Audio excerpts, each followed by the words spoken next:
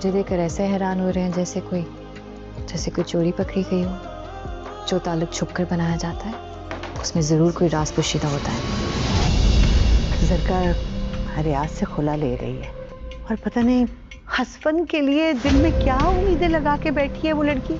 असफल भाई से जब किसी से मोहब्बत होती है ना तो उनकी जिंदगी खुद से ज्यादा अजीज हो जाती है।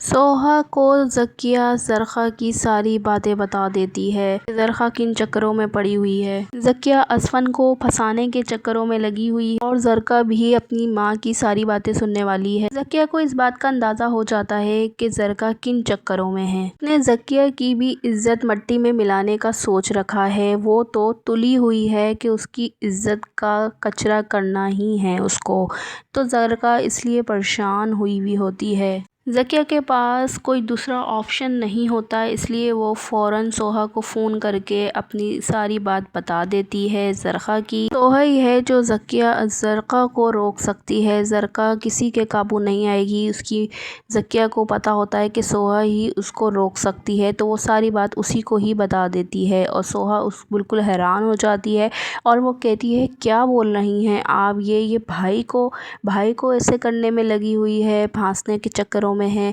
मैं इसको सीधा कर दूंगी, मैं इसको छोड़ूंगी नहीं। ये करना क्या चाहती है, हमारी इज्जत मट्टी में मिलाना चाहती है। सोहा अपनी ज़किया इसको बता रही होती है। ज़रख़ा अपनी माँ की सारी बातें सुन लेती है। वैसे ही सोहा तो उसको बिल्कुल भी पसंद नहीं होती और अब इस मामले के बाद तो वो और भी नफ़रत करने लगती है सोहा से। ज़रख़ा को अपनी माँ से भी नफ़रत हो जाएगी जब वो ये सब कुछ करता देखेगी अपनी माँ को, और वो तो यही समझेगी कि वो उसकी कामयाबी से जल रही है। और दूसरी तरफ भी ज़ीमल जो है सोहा को उसकी मोहब्बत के बारे में बता रही होती है और वो बता रही होती है कि जब आपको मेरे भाई से मोहब्बत हो जाएगी तो फिर जिससे हम मोहब्बत करते हैं तो उसके अलावा हम किसी के बारे में नहीं सोचते और उसकी परवाह हम बहुत अच्छे से निभाते हैं।